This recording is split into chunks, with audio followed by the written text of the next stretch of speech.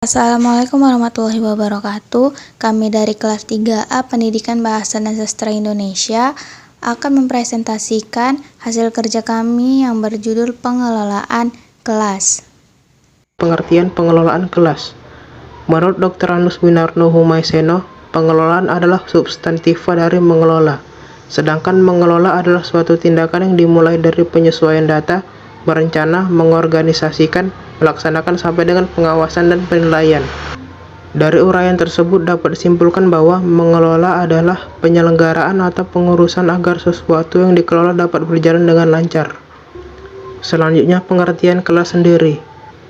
Menurut Hadari Nawawi, kelas dapat dipandang dari dua sudut, yaitu pertama, kelas dalam arti sempit, yakni ruangan yang dibatasi oleh 4 dinding, tempat sejumlah siswa berkumpul untuk mengikuti proses belajar mengajar. Kedua, kelas dalam arti luas adalah suatu masyarakat kecil yang merupakan bagian dari masyarakat sekolah, yang sebagai suatu kesatuan diorganisasi menjadi unit kerja yang secara dinamis menyelenggarakan kegiatan belajar mengajar yang kreatif untuk mencapai suatu tujuan. Pengertian pengelolaan kelas menurut beberapa ahli diantaranya yaitu pertama, Made Pidarta dengan mengutip pendapat Louis V. Johnson dan Mary E. Benny bahwa pengelolaan kelas adalah proses seleksi dan penggunaan alat-alat yang tepat terhadap problema dan situasi kelas. Kedua, Sudirman N. Pengelolaan kelas adalah kemampuan guru atau wali kelas dalam mendayagunakan potensi kelas. Dan yang ketiga, Hadar Nawawi. Pengelolaan kelas adalah kemampuan guru atau wali kelas dalam mendayagunakan potensi kelas berupa pemberian kesempatan yang seluas-luasnya pada setiap personal untuk melakukan kegiatan-kegiatan yang kreatif dan terarah. Harsimi Ari Kuno, pengelolaan kelas adalah suatu usaha yang dilakukan oleh penanggung-jawaban kegiatan belajar mengajar atau yang membantu dengan maksud agar tercapai kondisi optimal sehingga dapat terlaksanakan kegiatan belajar seperti yang diharapkan. Menurut De Jamarah dan Jasni, secara sederhana pengelolaan kelas berarti kegiatan peraturan kelas untuk kepentingan pengajar, sedangkan menurut Mulyasa pengelolaan kelas merupakan keterampilan seorang guru untuk menciptakan kondisi iklim pembelajaran yang kondusif dan mengendalikannya apabila terjadi gangguan dalam pembelajaran. Usaha guru dalam menciptakan kondisi diharapkan akan efektif apabila pertama diketahui secara tepat faktor-faktor yang dapat menunjang terciptanya kondisi yang menguntungkan dalam proses belajar mengajar. Kedua, dikenalkan masalah-masalah yang diperkirakan dan biasanya timbul dan dapat merusak iklim belajar mengajar. Ketiga, dikuasainya berbagai pendekatan dalam pengelolaan kelas dan diketahui pula kapan dan untuk masalah mana suatu pendekatan digunakan. Dari pengertian di atas dapat disimpulkan pengelolaan kelas adalah suatu usaha yang dilakukan oleh penyelenggaraan atau petanggung jawab kegiatan belajar mengajar atau yang membantu dengan maksud agar dicapai kondisi optimal sehingga dapat terlaksanakan kegiatan belajar mengajar yang diharapkan. Kemudian menurut Made Pidarta, untuk mengelola kelas secara efektif perlu diperhatikan hal-hal sebagai berikut. Pertama, bahwa kelas adalah sekelompok kerja yang diorganisasikan untuk tujuan tertentu yang dilengkapi oleh tugas-tugas dan diarahkan oleh guru. Yang kedua, dalam situasi kelas, guru bukanlah tutor untuk satu anak pada waktu tertentu saja, tetapi bagi seluruh anak dan kelompoknya. Ketiga, kelompok mempunyai perilaku sendiri yang berbeda dengan perilaku masing-masing individu dalam kelompok tersebut. Keempat, kelompok kelas menyisipkan pengaruhnya kepada individu. Pengaruh yang jelek dapat dibatasi oleh usaha guru dalam membimbing mereka dalam kelas. Kelima, praktek guru waktu belajar cenderung berpusat pada hubungan guru dan siswa.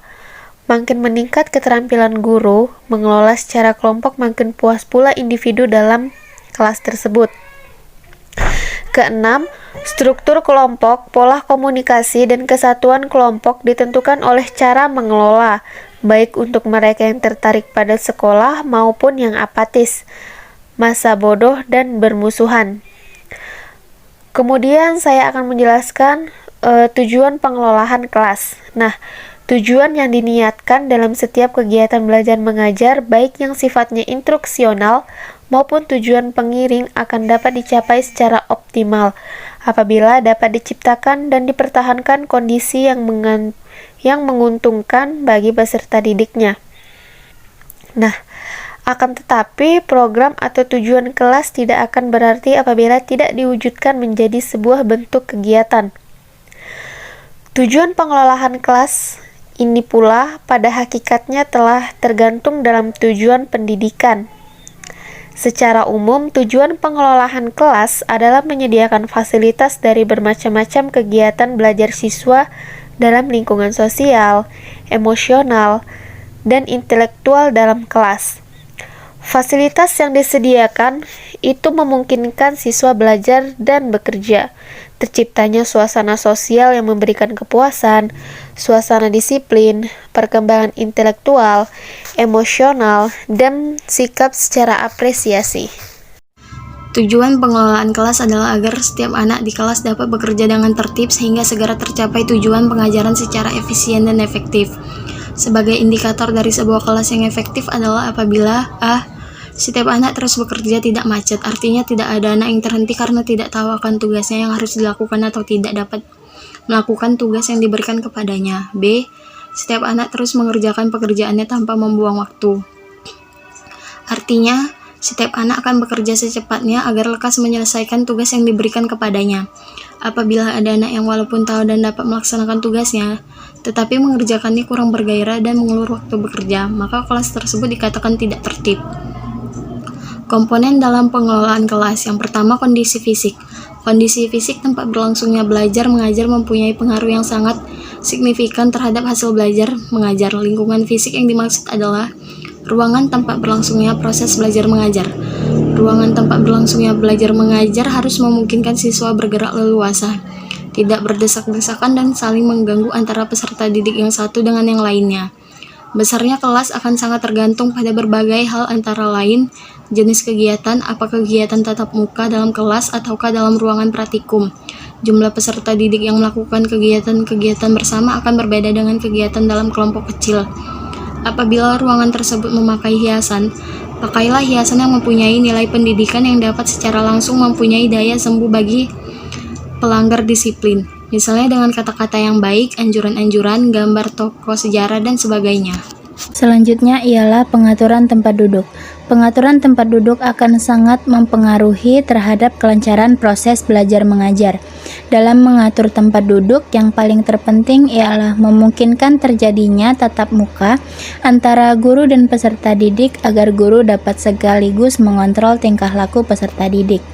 Beberapa pengaturan tempat duduk diantaranya ialah berbaris, pengelompokan yang terdiri antara 8-10 orang, setengah lingkaran, berbentuk lingkaran, individual yang biasanya terlihat di ruang baca, di perpustakaan, atau di ruang praktek laboratorium, tersedianya ruang yang sifatnya bebas di kelas di samping bangku tempat duduk yang diatur. Dengan sendirinya penataan tempat duduk ini diatur sesuai dengan kebutuhan. Kemudian, ventilasi dan pengaturan cahaya. Ventilasi haruslah cukup menjamin kesehatan peserta didik dengan adanya jendela yang harus cukup besar sehingga memungkinkan panasnya cahaya matahari masuk ke dalam kelas. Usahakan udara yang masuk sehat melalui ventilasi yang baik sehingga peserta didik mampu menghirup udara yang sehat dan dapat melihat tulisan dengan jelas. Kemudian selanjutnya ialah pengaturan dan penyimpanan barang-barang. Barang-barang hendaknya disimpan pada tempat khusus yang mudah dijangkau sehingga jika segera diperlukan untuk kepentingan belajar mengajar akan mudah untuk digapai dan diambil. Tentu saja masalah pemeliharaan barang-barang tersebut akan sangat penting dan secara periodik harus dicek dan diricek. Hal yang tak kalah pentingnya adalah penjagaan barang-barang tersebut dari pencurian, pengamanan barang-barang yang mudah terbakar atau barang-barang yang mudah meledak. 2. Kondisi sosio-emosional. House dan Herald mengatakan pada intinya, kondisi ini merupakan komponen yang membuat seorang menjadi pintar menggunakan emosi.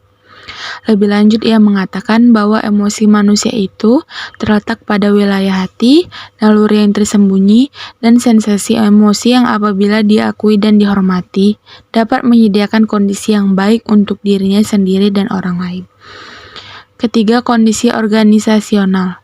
Kegiatan rutin yang secara organisasional dilakukan, baik tingkat kelas maupun pada tingkat sekolah akan dapat mencegah masalah pengelolaan kelas. Dengan kegiatan yang jelas dan diatur, dengan dikomunikasikannya kepada semua peserta didik secara terbuka sehingga jelas pula bagi mereka dan akan menyebabkan tertanam pada diri setiap peserta didik kebiasaan yang baik dan keteraturan tingkah laku. Selanjutnya yaitu masalah pengelolaan kelas. Masalah pengelolaan kelas dapat dikelompokkan menjadi 2 kategori, yaitu masalah individual dan masalah kelompok. Meskipun seringkali perbedaan antara kedua kelompok itu hanya merupakan perbedaan tekanan saja. Tindakan pengelolaan kelas seorang guru akan efektif apabila ia dapat mengidentifikasikan dengan tepat hakikat masalah yang sedang dihadapi, sehingga pada gilirannya ia dapat memilih strategi penanggulangan yang tepat pula. Tindakan dalam pengelolaan kelas. Yang A. Tindakan preventif. Tindakan pengelolaan kelas adalah tindakan yang dilakukan oleh guru dalam rangka menyediakan kondisi yang optimal agar proses belajar mengajar berlangsung efektif. Tindakan guru tersebut dapat berupa tindakan pencegahan, yaitu dengan jalan menyediakan kondisi baik fisik maupun sosial emosional sehingga terasa benar peserta didik rasa kenyamanan dan keamanan untuk belajar. Tindakan lain dapat berupa tindakan korektif terhadap tingkah laku peserta didik yang menyimpang dan merusak kondisi optimal bagi proses belajar mengajar yang sedang berlangsung. Yang B. Melakukan tindakan korektif. Dalam kegiatan pengelolaan tindakan tepat dan segera sangatlah diperlakukan. Dimensi tindakan merupakan kegiatan yang seharusnya dilakukan guru apabila terjadi masalah pengolahan. Guru yang bersangkutan dituntut untuk membuat sesuatu dalam menghentikan perbuatan peserta didik secepat dan sedini mungkin. Yang C. Melakukan tindakan penyembuhan atau kuratif. Pelanggaran yang terlanjur dilakukan oleh peserta didik perlu ditanggulangi dengan tindakan penyembuhan baik secara individual maupun kelompok. D. Keluasan tingkah laku guru untuk mengubah strategi mengajarnya dapat mencegah kemungkinan munculnya gangguan anak didik serta menciptakan iklim belajar mengajar yang efektif. Keluasan pengajaran dapat mencegah munculnya gangguan seperti keributan anak didik, tidak ada perhatian, tidak mengerjakan tugas, dan sebagainya. E. Penanaman disiplin diri. Tujuan akhir dari pengelolaan kelas adalah dapat mendorong anak didik untuk melaksanakan disiplin diri sendiri, dan guru sendiri hendaknya menjadi teladan mengenai pengendalian diri dan pelaksanaan tanggung jawab. Jadi guru harus disiplin dalam segala hal bila menginginkan anak didiknya berdisiplin diri pula dalam segala hal. Dalam berbagai penjelasan tentang prinsip-prinsip dari pengelolaan kelas itu sendiri, maka dapat kita tarik kesimpulannya bahwa terjadinya interaksi belajar di kelas yang bagus adalah ketika guru mampu mengelola ruang kelas dengan baik, karena pada dasarnya kondisi sekolah yang di dalam sekolah yang akan menentukan hasil belajar atau prestasi belajar siswa. Pengelolaan kelas untuk pembelajaran yang efektif. Pembelajaran kelas yang baik sangat menentukan kualitas kegiatan belajar mengajar. Bila kualitas belajar mengajar baik, maka peserta didik juga akan mendapatkan tingkat pemahaman yang baik. Berikut ini panduan mengenai pengelolaan kelas bagi seorang pengajar. Pertama, penataan ruang kelas. Penataan ruang kelas bertumpu pada penetapan tempat duduk siswa dengan format memudahkan siswa dalam memandang gurunya. Biasanya hal ini dipengaruhi banyaknya siswa dalam satu kelas. Jika jumlah siswa tidak terlalu banyak, maka akan memudahkan siswa untuk menata meja dan kursi mereka, agar dimanapun mereka duduk tetap bisa memperhatikan gurunya. Berbeda halnya bila jumlah siswa terlalu banyak, sehingga ruang kelas menjadi padat. Biasanya siswa yang duduk paling belakang akan kesulitan memperhatikan guru karena tertutup dengan siswa lainnya. Formasi tempat duduk siswa juga perlu diubah dalam jangka waktu tertentu. Perubahan formasi tempat duduk perlu dilakukan agar siswa tidak merasa bosan di kelas. Siswa pun perlu merasakan nyaman saat berada di kelas, jauh dari bau yang tidak sedap, suara berisik, cahaya yang terlalu silau, dan lainnya. Hal-hal tersebut akan mempengaruhi konsentrasi siswa saat belajar. 2. Mengantisipasi kondisi kelas. Kondisikan semua siswa dengan baik secara fisik maupun psikis, termasuk siswa yang terlambat masuk ke dalam kelas. Sebelum siswa benar-benar siap, jangan memulai mengajar. Ada kalanya saat kita masuk kelas, suasana kelas sangat gaduh, atau anak berjalan ke sana kemari dari tempat duduk mereka.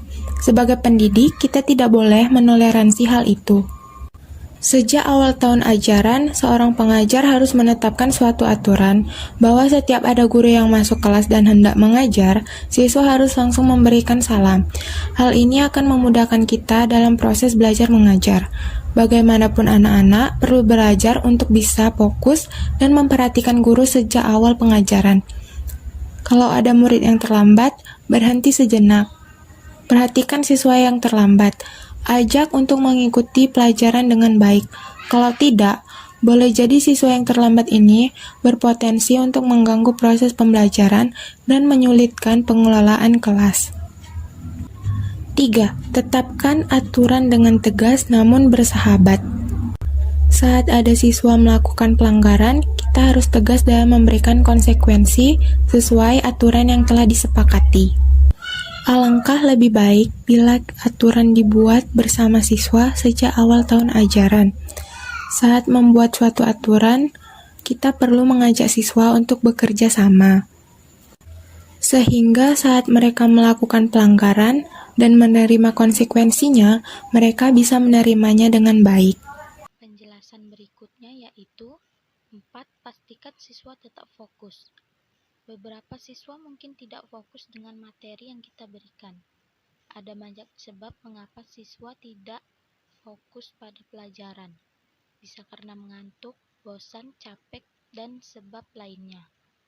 Sebagai pendidik, kita harus memiliki banyak cara agar siswa tetap fokus memperhatikan saat pembelajaran. Beberapa cara yang bisa kita praktekkan adalah dengan memberikan pertanyaan kepada siswa dengan cara menunjuk siswa, terutama yang terlihat kurang fokus. Mengajak siswa melakukan ice breaking dan kejutan-kejutan menarik lainnya. 5. Serius tapi santai. Mulailah mengajar dengan serius.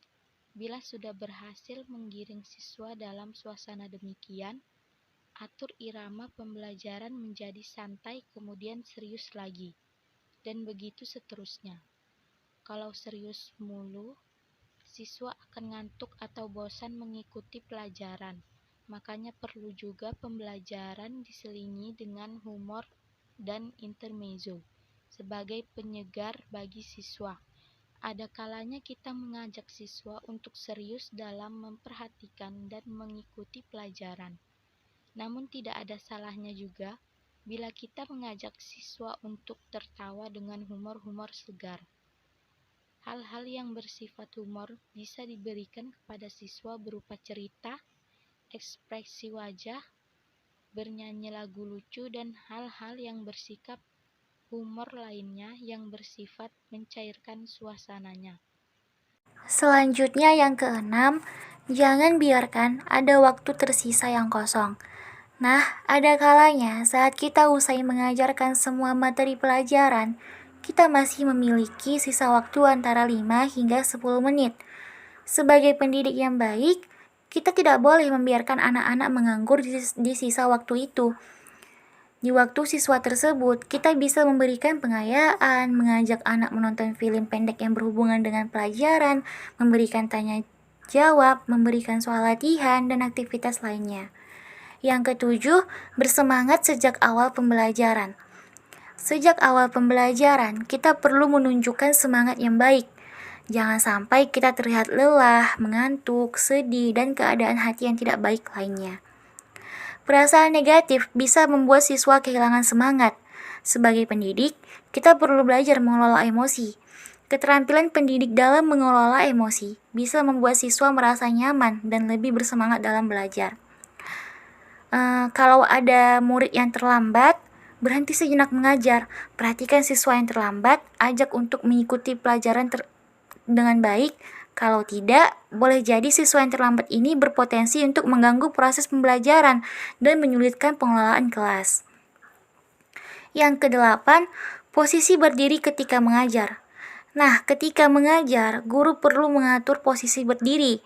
Ini bertujuan untuk mengendalikan siswa keseluruhan. Jangan itu saja siswa yang menjadi pusat perhatian guru. Selain itu, guru jangan terlalu sering membelakangi siswa karena menulis di papan tulis. Sebaliknya, guru-guru menulis dengan posisi menyamping sehingga siswa dapat terpantau. Perlunya strategi pengelolaan kelas. Peningkatan mutu pendidikan akan tercapai apabila proses belajar mengajar yang diselenggarakan di kelas benar-benar efektif dan berguna untuk mencapai kemampuan pengetahuan, sikap dan keterampilan yang diharapkan. Karena pada dasarnya proses belajar mengajar merupakan inti dari proses pendidikan secara keseluruhan. Di antaranya, guru merupakan salah satu faktor yang paling penting dalam menentukan berhasilnya proses belajar kelas. Guru yang kompeten akan lebih mampu menciptakan lingkungan belajar yang efektif dan akan lebih mampu mengelola kelasnya. Adam dan D.C. dalam Usman mengemukakan peranan guru dalam proses belajar mengajar adalah sebagai berikut. Yang pertama, guru sebagai demonstrator. Yang kedua, guru sebagai pengelola kelas. Yang ketiga, guru sebagai mediator. Dan yang keempat, guru sebagai evaluator. Sebagai tenaga profesional, seorang guru dituntut untuk mampu mengelola kelas, yaitu menciptakan dan mempertahankan kondisi belajar yang optimal bagi tercapainya tujuan pengajaran. Menurut Ametembun dalam Supriyanto, pengelolaan kelas adalah upaya yang dilakukan oleh guru dalam menciptakan, mempertahankan, serta mengembangkan tumbuhkan motivasi belajar untuk mencapai tujuan yang telah ditetapkan. Sedangkan menurut Usman, pengelolaan kelas yang efektif merupakan persyaratan mutlak bagi terjadinya proses belajar mengajar yang efektif. Berdasarkan uraian di atas, maka fungsi pengelolaan kelas sangat mendasar sekali, karena kegiatan guru dalam mengelola kelas meliputi kegiatan mengelola tingkah laku siswa dalam kelas, menciptakan iklim sosio-emosional, dan mengelola proses kelompok sehingga keberhasilan guru dalam menciptakan kondisi yang memungkinkan, indikator proses belajar mengajar yang berlangsung secara efektif.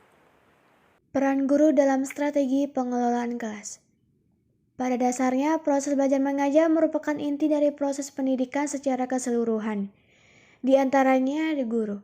Guru merupakan salah satu faktor yang penting dalam menentukan berhasilnya proses belajar mengajar di dalam kelas. Oleh karena itu, guru dituntut untuk meningkatkan peran dan kompetensinya. Guru yang kompeten akan lebih mampu menciptakan lingkungan belajar yang efektif dan akan lebih mampu mengelola kelasnya sehingga hasil belajar siswa berada pada tingkat yang optimal. Adam dan D.C. dalam Usman tahun 2003 mengemukakan peranan guru dalam proses belajar mengajar adalah sebagai berikut. Yang pertama, ada guru sebagai demonstrator. Guru menjadi sosok yang ideal bagi siswanya. Hal ini dibuktikan apabila ada orang tua yang memberikan argumen yang berbeda dengan gurunya, maka siswa tersebut akan menyalahkan argumen si orang tua dan membenarkan seorang guru. Karena seorang guru adalah acuan bagi peserta didiknya. Oleh karena itu, segala tingkah laku yang dilakukannya sebagian besar akan ditiru oleh siswanya. Guru sebagai demonstrator Dapat diasumsikan guru sebagai tauladan bagi siswanya dan contoh bagi peserta didik. Itu bagian B, guru sebagai evaluator. Evaluator atau menilai di sini sangat penting, yaitu sebagai rangkaian pembelajaran, karena setiap pembelajaran pada akhirnya adalah nilai yang dilihat, baik itu kuantitatif ataupun kualitatif. Rangkaian evaluasi meliputi persiapan, pelaksanaan, evaluasi. Dan tingkat pemikiran ada beberapa tingkatan, yaitu mengetahui, mengerti, mengaplikasikan, analisis, dan sintesis atau analisis dalam berbagai sudut. Yang terakhir yaitu evaluasi. Di sini juga ada manfaat evaluasi. Evaluasi itu bisa digunakan sebagai umpan balik untuk siswa, sehingga hasil nilai ini bukan hanya suatu poin saja, tetapi menjadi solusi untuk mencari kelemahan di pembelajaran yang sudah diajarkan. Hal-hal yang paling dipentingkan dalam melaksanakan evaluasi ini yaitu harus dilakukan oleh semua aspek, baik efektif, kognitif, dan psikomotorik. Evaluasi ini dilakukan secara terus-menerus dengan pola hasil evaluasi dan proses evaluasi. Evaluasi dilakukan dengan berbagai proses instrumen harus terbuka. C. Guru sebagai pengelola kelas. Manajer memanage kelas. Tanpa kemampuan ini, maka performance dan karisma guru akan menurun. Bahkan kegiatan pembelajaran bisa kacau tanpa tujuan. Guru sebagai pengelola kelas agar anak didik betah tinggal di kelas dengan motivasi yang tinggi untuk senantiasa belajar di dalamnya. Beberapa fungsi guru sebagai pengelola kelas: merancang tujuan pembelajaran, mengorganisasi beberapa sumber pelajaran, memotivasi, mendorong, dan menstimulasi siswa. Ada dua macam dalam memotivasi belajar, bisa dilakukan dengan hukuman atau dengan reward. Mengawasi segala sesuatu, apakah berjalan dengan lancar, apa belum, dalam rangka mencapai tujuan pembelajaran. D. Guru sebagai fasilitator. Seorang guru harus dapat menguasai benar materi yang akan diajarkan, juga media yang akan digunakan, bahkan lingkungan sendiri juga termasuk sebagai sumber belajar yang harus dipelajari oleh seorang guru. Seorang siswa mempunyai beberapa kemampuan menyerap materi berbeda-beda. Oleh karena itu, pendidik harus pandai dalam merancang media untuk membantu siswa agar mudah memahami pelajaran. Keterampilan untuk merancang media pembelajaran adalah hal yang pokok yang harus dikuasai, sehingga pelajaran yang akan diajarkan bisa dapat diserap dengan mudah oleh peserta didik. Media pembelajaran di dalam kelas sangat banyak sekali macamnya, misalkan torsu, chart market, LCD, OHP atau OHT, dan lain sebagainya. Pengaturan kelas. Tugas utama guru adalah menciptakan suasana di dalam kelas agar terjadi interaksi belajar mengajar yang dapat memotivasi siswa untuk belajar dengan baik dan bersungguh-sungguh. Dalam kegiatan belajar mengajar, terdapat dua hal yang turut menentukan berhasil tidaknya pengajaran, dalam arti tercapainya tujuan-tujuan instruksional sangat bergantung kepada kemampuan pengaturan kelas untuk menciptakan suasana yang dapat menumbuhkan gairah belajar, meningkatkan prestasi belajar siswa, dan lebih memungkinkan guru memberikan bimbingan dan bantuan terhadap siswa dalam belajar. Diperlukan mengorganisasi kelas. Untuk memadai pengorganisasian kelas adalah suatu rentetan kegiatan guru untuk menumbuhkan dan mempertahankan organisasi kelas. Misalnya, pengaturan penggunaan waktu yang tersedia untuk setiap pelajar, pengaturan ruang dan perabotan pelajar di kelas agar tercipta suasana yang menggairahkan dalam belajar. Pengelompokan siswa dalam belajar disesuaikan dengan minat dan kebutuhan siswa itu sendiri. Penerapan suatu sistem dalam pengolahan kelas. Mengelola kelas itu merupakan pembuatan keputusan-keputusan yang dicernakan, bukan keputusan-keputusan spontan yang diambil dalam keadaan darurat jika seorang guru dalam keadaan marah dan frustasi menyuruh terhadap siswa kepada kepala sekolah dan di situ ditegur. Mungkin si guru telah tenang kembali, merasa bahwa hukuman tersebut berat apabila telah terjadi lagi pelanggaran serupa oleh siswa lain. Haruskah guru berbuat seperti itu lagi? Jika demikian, ia bertindak tidak adil tetapi tidak bertindak demikian. Ia tidak berkonsisten.